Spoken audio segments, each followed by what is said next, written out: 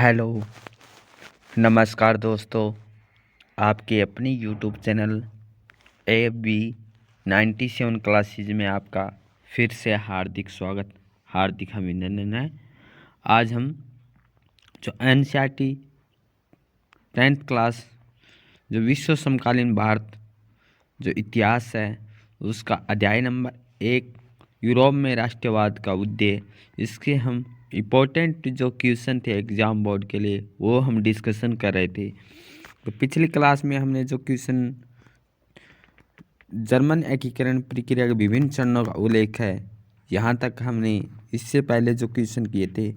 आज हम जर्मन एकीकरण प्रक्रिया के विभिन्न चरणों का उल्लेख कीजिए, ये आज का हमारा जो क्वेश्चन रहने वाला है।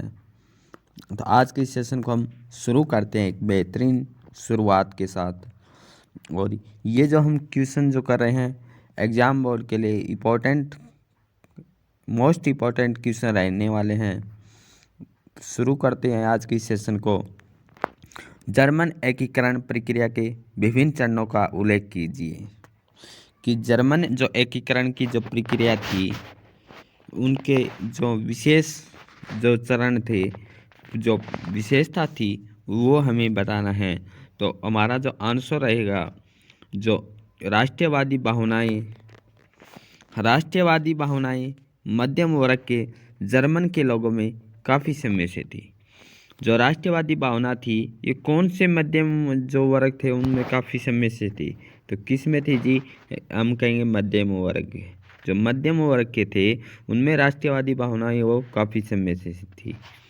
और उन्होंने 1848 में जो मध्यम वर्ग थे 1848 में जर्मन महासंघ के विभिन्न इलाकों को जोड़कर एक निर्वाचित संसद द्वारा शासित राष्ट्र राज्य बनाने का प्रयास किया था। जो मध्यम वर्ग के लोग थे ना उन्होंने 1848 में, कब की बात है जी?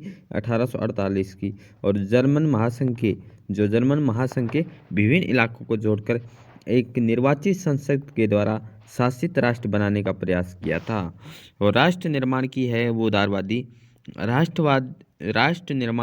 उदारवादी। पहले राजशाही व फौज की ताकत ने मिलकर दबा दी और उनका पर्सा के बड़े भूस्वामियों ने भी समर्थन किया था। ये क्या है? जो जर्मन एकीकरण के जो विशेष चरण है वो हम डिस्कशन कर रहे हैं। इसके पश्चात क्या हुआ? जो पर्सा के प्रमुख मंत्री थे, पर्सा के प्रमुख मंत्री क्या है? बिस्मार्क। कौन है पर्सा के प्रमुख मंत्री? बिस्मार्क ने पर्सा की सेना और नौकरशाही की भी मदद की थी। तो पर्सा की सेना और नौकरशाही की मदद किसने की थी? जो कहाँ का था? पर्सा का प्रमुख मंत्री कौन था? बिस्मार्क। जो बिस्मार्क जर्मन के एकीकरण के लिए जाना जाता है, इसने मदद की थी। तो ये हमारे पॉइंट है कि राष्ट्रवादी भावनाएं किसमें काफ़ी समय से थी, तो हम लिखेंगे मध्यम वर्ग से। और मध्यम वर्ग ने 1848 में जर्मन महासंघ के विभिन्न इलाकों को जोड़कर एक क्या संसद बनवाई? निर्वाचित संसद बनवाई और ये राष्ट्र राज्य बनाने के लिए प्रयास किया था। राष्ट्र निर्माण की उदारवादी पहले राजशाही और फौज की ताकत ने मिलकर दबा दी, उनका पर्सा के बड़े भूस्वामियों ने भी समर्थन किया था। ये हमारा पॉइंट भी क्लियर हुआ। और इसके बाद कौन थे प्रमुख पर्सा के? तो हम कहेंगे जी बिस्मार्क थे। और सेना और नौकरशाही की भी मदद की थी बिस्मार्क ने। नेक्स्ट पॉइंट हमारा है कि 7 साल के दौरान, कितने साल के दौरान जी? कि 7 साल के दौरान जी, जो पर्सा ने किस पे? ऑस्ट्रिया, डेनमार्क और फ्रांस को भी जीता था। पर्सा ने किसको जीता था 7 साल के दौरान? किन को? ऑस्ट्रिया को, डेनमार्क को और फ्रांस को भी जीता था। ये क्या? जर्मन के एकीकरण की विशेषताएं हैं। और इस प्रकार जर्मन एकीकरण की प्रक्रिया पूरी हुई थी। हमने 4 पॉइंट बहुत ही इंपॉर्टेंट देखे इनके कि सन 1871 में राजा विलियम प्रथम को जर्मनी का सम्राट घोषित किया गया था। राजा विलियम प्रथम ने जर्मनी का सम्राट घोषित किसे किया था? विलियम प्रथम ने जर्मनी का सम्राट घोषित किया गया था।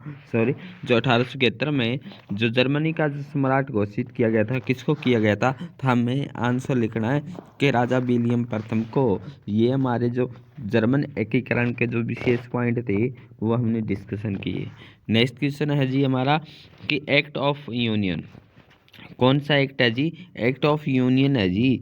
एक्ट ऑफ यूनियन 1707 ने किस प्रकार इंग्लैंड को व्यवहारिक रूप से स्कॉटलैंड में पर अपना प्रभुत्व स्थापित करने में सहायता की? 4 बिंदुओं की व्याख्या कीजिए। कि एक्ट ऑफ यूनियन 1707 ने किस प्रकार इंग्लैंड को व्यवहारिक रूप से स्कॉटलैंड जो है उस पर अपना प्रभुत्व स्थापित करने में सहायता की? 4 बिंदुओं की व्याख्या कीजिए। तो ये जो है हमें जो एक्ट ऑफ यूनियन है इसके 4 पॉइंट हमने डिस्कशन किए थे वो हमें करने थे। नेक्स्ट क्वेश्चन है हमारा कि इटली के एकीकृत होने से पूर्व की 4 परिस्थितियों का वर्णन करो। इटली के एकीकृत होने से पूर्व की 4 जो परिस्थितियाँ थी वो हमें डिस्कशन करना है। इटली के एकीकरण होने की जो 4 परिस्थितियाँ थी इनमें से पहली है कि इटली अनेक वंशानुगत राज्य था, बहुराष्ट्रीय हैब्सबर्ग साम्राज्य में बिखरा हुआ था। इटली किस साम्राज्य में बिखरा हुआ था? हैब्सबर्ग था और एक वंशानुगत राज्य में बिखरा हुआ था। दूसरा पॉइंट क्या है जी? 19वीं शताब्दी के मध्य में जो इटली कितने राज्य में बंटा हुआ था? इटली 7 राज्य में बंटा हुआ था।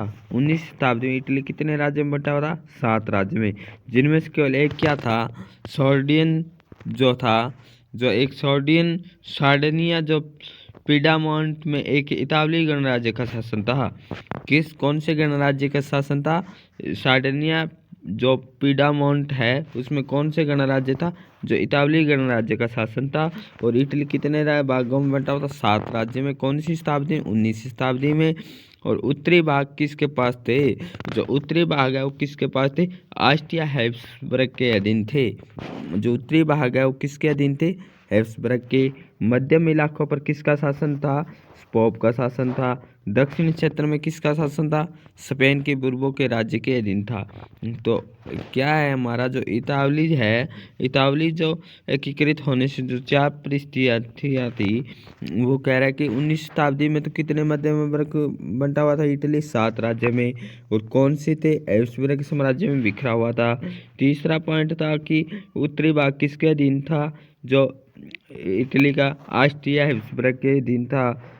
पोप का मध्य में थे। दक्षिण में कौन थे? स्पेन का कौन सा राजा था? बुर्बो राजाओं के अधीन था। इतावली बादशाह ने भी शानदार रूप जो है हासिल नहीं किया। अभी तक उसके विविध क्षेत्रीय और स्थानीय रूप है मौजूद थे। ये 4 परिस्थितियाँ हम देखे हैं। नेक्स्ट क्वेश्चन है रूपक से क्या तात्पर्य है? फ्रांस और जर्मनी के संदर्भ में इसकी व्याख्या कीजिए। तो हमारा आंसर आएगा जी जब किसी अमूर्त विचार जैसे स्वतंत्रता, मुक्ति, ईर्ष्या को किसी व्यक्ति या चीज़ के द्वारा इंगित किया जाता है तो उसे रूपक कहते हैं। जब किसी अमूर्त विचार जैसे स्वतंत्रता है, मुक्ति है, जो ईर्ष्या है, किसी व्यक्ति या चीज़ के द्वारा इंगित किया जाता है उसे रूपक कहते हैं। रूपात्मक कहावत के 2 अर्थ होते हैं, एक शाब्दिक और दूसरा प्रतीकात्मक। फ्रांसीसी क्रांति के दौरान कलाकारों ने स्वतंत्रता, न्याय, गणतंत्र जैसे विचारों को व्यक्त करने के लिए प्रयोग किया। इन आदर्शों को विशेष वस्तुओं या प्रतीकों से व्यक्त किया गया। स्वतंत्रता का प्रतीक है लाल टोपी, टूटी जंजीरिया, इंसाफ को आमतौर पर एक महिला के प्रतीकात्मक रूप से व्यक्त किया जाता है, जिनकी आंखों पर पट्टी बंधी हुई है, वह तराजू लिए हुए हैं। जर्मन में मॉरियन की प्रतिमाएं सार्वजनिक चौकी पर लगाई गई है ताकि जनता की एकता के राष्ट्रीय प्रतीक की याद आती रहे, लोग उसे तद्भावनात्मक स्थापित कर सके। मॉरियन की छवि सिक्कों और डाक टिकटों पर अंकित की गई है। इसी तरह जर्मन राष्ट्र का रूपक बन गई थी। नेक्स्ट क्वेश्चन है कि आयरलैंड के संबंध में अंग्रेजी की नीति की प्रमुख विशेषताओं को स्पष्ट कीजिए। अंग्रेजों ने आयरलैंड में प्रोटेस्टेंट जो धर्म था उनको मानने वाले को बहुसंख्यक कैथोलिक देश पर प्रभुत्व बढ़ाने में सहायता की थी। जो वॉल्फ टाउन और उसकी यूनाइटेड जो आयरिश मैन की अगुवाई में हुए सफल विद्रोह के बाद 1801 में आयरलैंड को बलपूर्वक यूनाइटेड किंगडम में शामिल किया गया और एक नई ब्रितानी राष्ट्र का निर्माण किया गया जिस पर हावी आंग्ल संस्कृति का प्रचार प्रसार किया गया था। ये क्या था? आयरलैंड के संबंध में अंग्रेजी नीति की जो प्रमुख विशेषता थी। और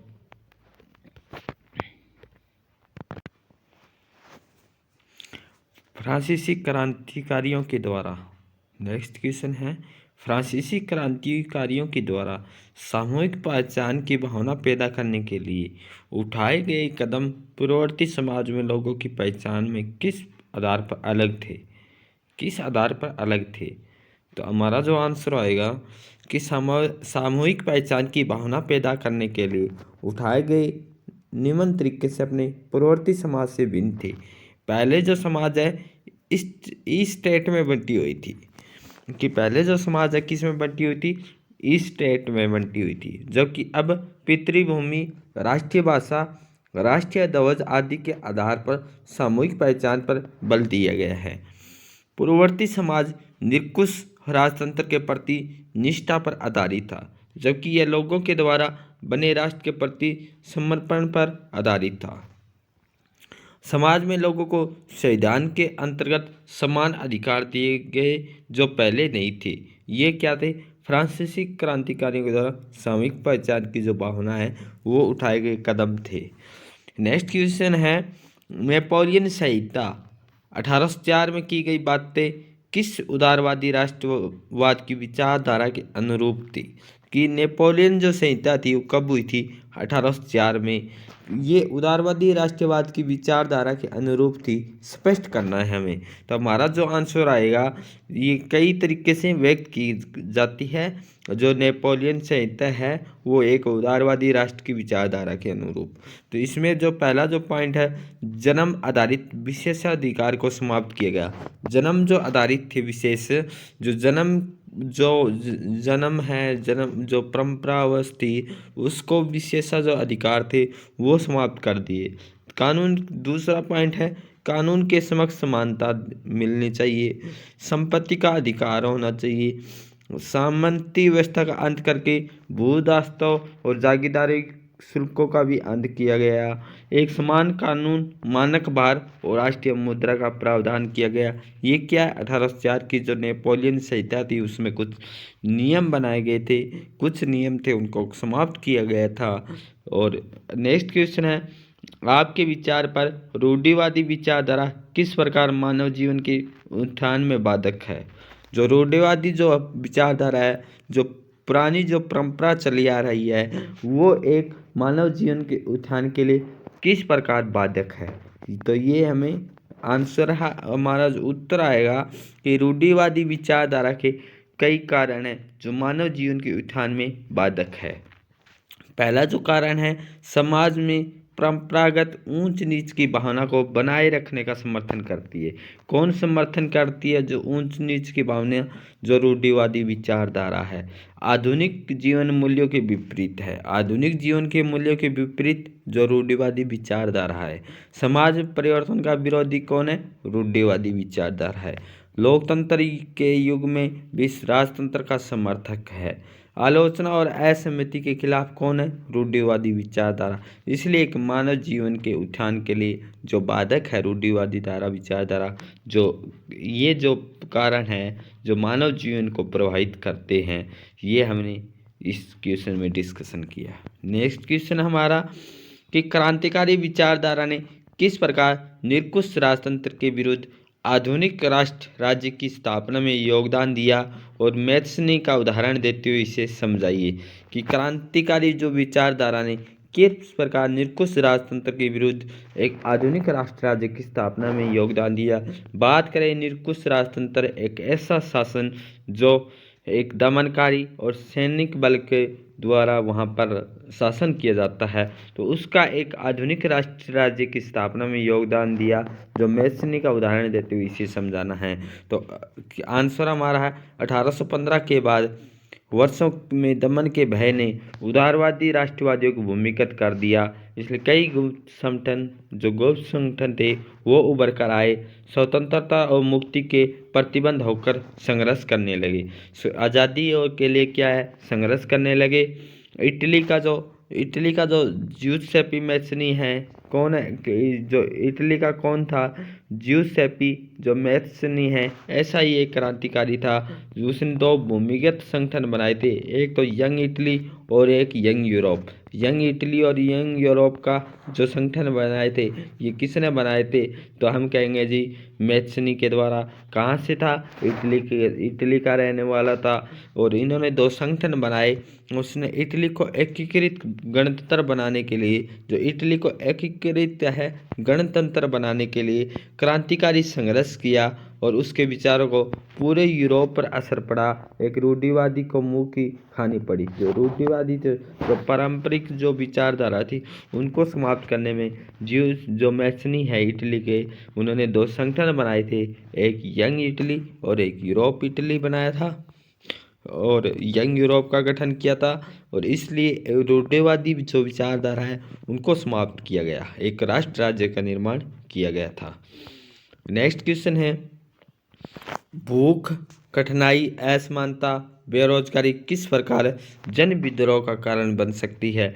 1830 के दशक में यूरोपीय परिस्थितियों के संदर्भ में अपने विचार प्रकट कीजिए। कि 1830 के दशक में यूरोपीय समाज की कई कठिनाइयों से जूझ रहा था। जो यूरोपीय समाज है 1830 में कई कठिनाइयों से जूझ रहा था।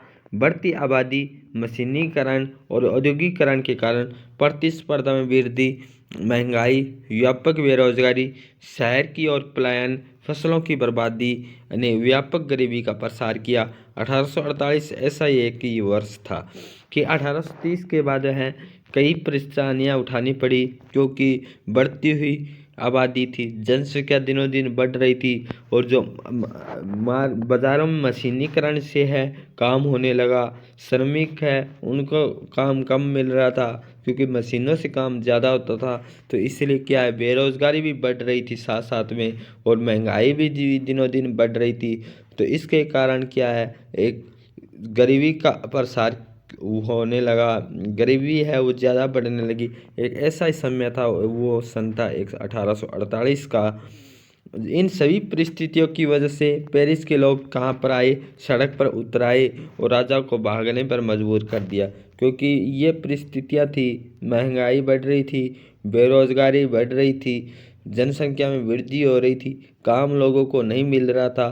तो क्या हुआ कि लोग हैं आंदोलन करने लगे, सड़क पर आ गए पेरिस के लोग और वहाँ के राजा को वहाँ से भागना पड़ा और गणतंत्र की घोषणा कर दी गई। आधुनिक समय में इन परिस्थितियों के पैदा होने पर जनता के द्वारा विद्रोह की घटना होती रहती है।